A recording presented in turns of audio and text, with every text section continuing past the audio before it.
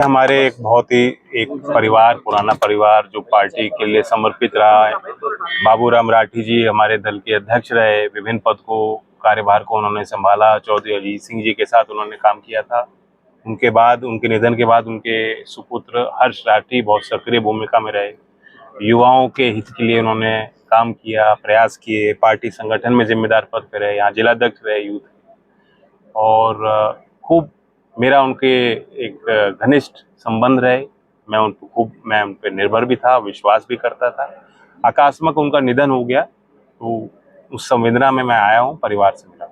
मंत्री जी, बाबा बागेश्वर के द्वारा बयान दिया गया है, उन्होंने कहा कि अगर वे ऐसा हिंदू राष्ट्र बनाने की मांग करें। मैं बागेश्वर जी के उस पर ना मैं बयान का संज्ञान लेता हूँ, ना कोई जवाब। मंत्री जी, बाढ़ पीड़ितों के लिए आपने सभी विधायक हैं, बहुत छोटा सा प्रयास है और एक सांकेतिक प्रयास है, और गांव-गांव में लोग जो है, जो अपने स्तर पे जिसमें जो सामर्थ्य है उस हिसाब से योगदान भी दे रहे हैं। अभी कुछ यहाँ से जो है सामग्री हमने रवाना की है शामली जिले से।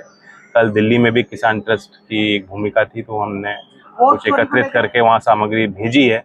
और कई राज्य जो है प्रभावित हैं। प्रधानमंत्री जी भी इसको उस सर्वोच्च स्तर पे इसको गंभीरता से लिया जा रहा है। राज्य सरकारों से भी प्रयास किया जा रहा है, और एनडीए में भी जमीन पे सक्रिय है। नहीं, वो तो विपक्ष किस बात को लेकर चुनाव लड़े। विपक्ष ये सोच रहा है कि ये चुनावी मुद्दा बनेगा, लेकिन जिनकी वोट पड़ेगी वो तय करेंगे। राहुल गांधी लगातार वोट चोरी को लेकर सड़कों पे है, बिहार में रैलियां निकाल रहे हैं। भैया, बाढ़ के समय बाढ़ की बात करना, किसान की बात करना, और मुद्दों की बात करना, विकास की बात करना, वो तो ठीक है। जो पहले से ही वोट चोरी कह रहे हैं, मतलब मान गए कि हम जीत नहीं सकते। पूरा पंजाब इस टाइम बाढ़ से पीड़ित है, क्या कहेंगे? पंजाब, हिमाचल, उत्तराखंड, कई राज्य बाढ़ प्रभावित हैं। उत्तर प्रदेश के भी कुछ क्षेत्रों में नुकसान हुआ है।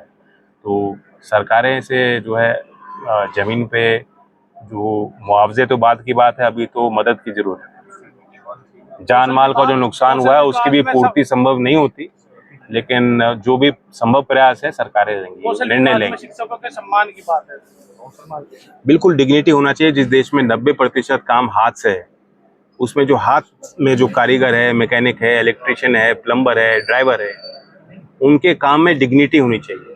और जो सर्टिफिकेट लेते हैं, ट्रेनिंग लेते हैं, उनको उस ट्रेनिंग के बाद अच्छी नौकरी भी मिले, और औरों के मुकाबले बनस्पत बेहतर पगार मिले, तनख्वाह मिले। बाबा बागेश्वर ने कहा में कहा जाए हिंद की बात, आप घूम के वहीं आ गए भाई। भगवान हिंद की बात करेंगे तो भगवान हिंद की बात करें, क्या कहेंगे? नहीं, कुछ नहीं, मैं कुछ नहीं कहूँगा उनकी बात। ठीक है, धन्यवाद।